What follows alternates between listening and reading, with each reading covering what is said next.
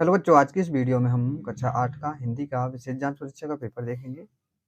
तो पहला क्वेश्चन, निम्न अवतरण पढ़कर बहुविकल्पी प्रश्नों के उत्तर लिखिए। तो पहले हमें ये गद्यांश टाइप दिया गया है, तो इसे पहले अच्छे से पढ़ लेना है, देख लेंगे इसे। फिर इसमें कुछ क्वेश्चन दिए गए हैं, उन्हें बताना है। पहला प्रश्न है, नहीं मैसेज सुब्रह्मण्यम यह किसने कहा? तो ये किसने कहा था? मदर ने कहा था। किसने कहा था? मदर ने। अगला प्रश्न है, आपकी पुत्री को कौन पूरे क्लास में घुमाता फिरेगा? ये बताना किसने कहा था? तो ये अपने गद्यांश में दिया गया है। आप चिंता ना करें, मदद में हमेशा उसके साथ रहूंगी। यह वाक्य किसने कहा? बताना है किसने कहा था। असंख्य में उपसर्ग आ है। क्या है? आ। स्मरण का विलोम विस्मरण हो जाएगा। क्या हो जाएगा? विस्मरण। निम्न अवतरण को पढ़कर बहुविकल्पी प्रश्नों के उत्तर बताना है। तो पहले ये अवतरण अच्छे से देख लेंगे, फिर इसमें कुछ क्वेश्चन दिए गए हैं, तो कुछ क्वेश्चनों को बताना है। तो पहले अवतरण देख लेंगे ये। अब पहला है, वसीयतनामे में कितनी बातें लिखी हुई थी?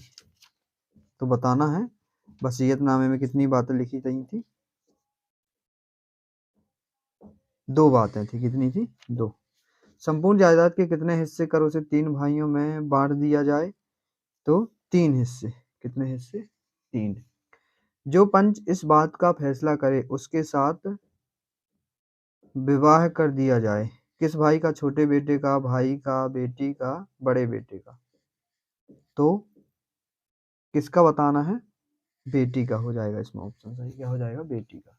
निपटारा करना शब्द का क्या अर्थ है? निराकरण करना, समस्या उत्पन्न करना, बंटवारा करना।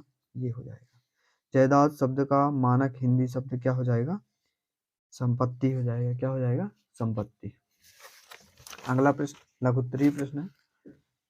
लघुत्तरीय प्रश्न पहला है, कवि स्वतंत्रता का मंत्र कहाँ भरने की बात कर रहा है? राजपुत्र प्रतिदिन माता पिता को प्रणाम करता था। इस वाक्य में आए समासिक शब्दों को छांटकर समास के नाम सहित लिखना है।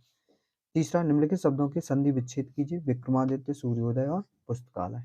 इनके संधि विच्छेद लिखना है। बिरसा मुंडा पाठ के आधार पर बिरसा मुंडा के चरित्र की विशेषताएं लिखनी है। डॉक्टर हरसिंह गौर कौन थे? इनका जन्म कब और कहाँ हुआ था? लता जी की सफलता का मूल मंत्र क्या था? गुड़ी पड़वा नाम का अर्थ क्या है? यह पर्व कब मनाया जाता है? नर्मदा के तट पर किला और शिव का मंदिर किसने बनवाया था? अधम का उद्धारक किसे कहा गया? ये लास्ट प्रश्न। दीर्घोत्तरीय प्रश्न देख लेंगे। अधोलिखित गद्यांश को पढ़कर उसके नीचे लिखे प्रश्नों के उत्तर बताना है। गद्यांश को पहले अच्छे से देख लेंगे, फिर नीचे कुछ प्रश्न दिए गए हैं, उनके उत्तर बताना है। देख लेंगे ये कितने क्वेश्चन है? 5 क्वेश्चन है, तो पांचों प्रश्नों को हम देख लेंगे। उपयुक्त गद्यांश का उपयुक्त शीर्षक क्या है? समय का सबसे बड़ा शत्रु कौन है? श्रेष्ठ नागरिक कौन बन सकता है? समय का सदुपयोग कौन सा व्यक्ति कर सकता है? विद्यार्थियों को किस शत्रु से सावधान रहना चाहिए? लास्ट। दूसरा क्वेश्चन, अधोलिखित पद्यांश को पढ़कर उसके नीचे लिखे प्रश्नों के उत्तर बताना है। इस पद्यांश को पढ़ना है, फिर 4 प्रश्न दिए गए हैं, उनके उत्तर बताने हैं। तीसरा, अधोलिखित गद्यांश को पढ़कर उनके नीचे लिखे प्रश्नों के उत्तर लिखिए। तो पद्यांश पहले अच्छे से देख लेंगे, फिर ये प्रश्न दिए गए हैं, तो उनके उत्तर बताना। उपयुक्त गद्यांश पाठ का नाम लिखिए। उपरोक्त पाठ के लेखक का नाम बताना है।